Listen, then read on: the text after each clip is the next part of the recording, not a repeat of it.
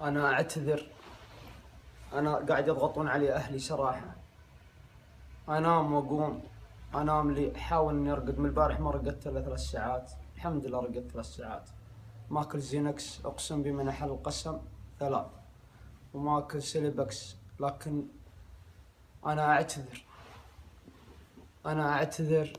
يضغطون علي دش الطب النفسي. تكفون يا أهل الكويت، ما أبي دش الطب النفسي، ماني مجنون، ما فيني العافية. تكفون والله، قاعد يضغطون علي. بس عاد لا حول ولا قوة إلا بالله. لكن بداية اللي عشان ما أندم عليه، يمكن أموت اليوم ما اعتذرت، عشان يسامحوني لله العزيز الحكيم. أنا أعتذر من سيدي صاحب السمو أمير البلاد حفظه الله ورعاه، أمير الإنسانية، اللي يوم إذا أكلنا البرد غطانا بشته حضنا. إنزين أبونا أقسم بمن أحل القسم لولا الله ثم لولاه إني رايح كالعين المنفوش. لكن قدرني، مع العلم إني طيب ما فيني إلا العافية الحمد لله. لكن قدر ظروفي، الله يوفقه وما لقى وجهه، والله يجعله ذخرا للعبادة والبلاد. أمي تبكي الليل والنهار تدعي له، تدعي له. يا جماعة يا أهل الكويت ادعوا له، يا الخليج ادعوا له صباح الأحمد بطالة العمر على الصحة والعافية. ترى والله إنه شكل، إني سمعت إنه تعبان شوي، الله يشفي شفاء لا يغادر السقم. كما أني أعتذر من رئيس مجلس الوزراء الشيخ جابر مبارك وأسرته الكريمة اللي طعنت فيهم. أقسم بمن أحل القسم إني ما أذكر عليهم شيء. ظلمت يا جماعة، والله ظلمت أمي وأهلي، أقسم بالله ظلمت القبائل. من اللي أغلى من أمي؟ ورب الكعبة أمي حتى أغلى من حكام العالم كلهم.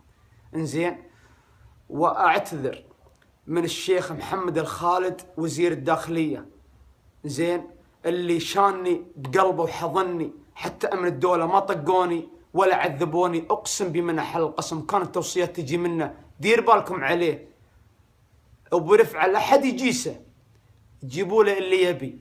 من اللي يقول الكلام هذا وأنا طاعم فيه؟ إنزين والله ما يستاهل. شوف الشيوخنا شلون كرامتهم طيب. والشيخ صباح الخالد، واعتذر من السفارة الكويتية، إنزين، ومن مشعل الموظف، إنزين، ومن طاقم السفارة كلهم. واعتذر من الأخ مرزوق الغانم، رجل مصلي يخاف الله، طعنت فيه. يا أخي الله اللي عطاه الخير، ليش نحسده يا جماعة؟ من اللي عنده شركات وعنده آلات، أنا ما عندي آلات يا أخي، مناقصات عليه بالعافية يا أخي. إنزين، واعتذر إنزين من طلال السعيد ومن أخته فجر السعيد، اللي أقسم بمن أحل القسم ما أذكر عليها شيء وما شفت شيء يا جماعة، لكن طعنت في شرفها. أنا آسف، ورب الكعبة يا بنات، ورب الكعبة طعنت في شرف أمي. أمي قلت قحبة، أمي، أهلي، أسرتي، جماعتي، القبائل اللي أغلى عندي من العالم كله من القبائل. إنزين، راح أدش مستشفى. إنزين، ممكن في أي وقت أي لحظة أدش مستشفى، لكن اعذروني تكفون وسامحوني. والبنت اللي طعنت في شرفها في لندن، اللي قلت حطي هذا بطيجك وكسك، أنا أعتذر منها عشان ما نبني ضميري عليه. تكفون، سامحوني لله.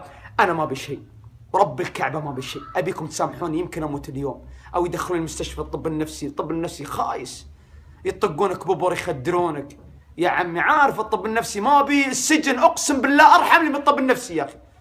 بس تسوي عاد؟ أمي تبكي وأخواني يبكون، يلا دش، تكفى دش. قلت والله ما دش اليوم، خل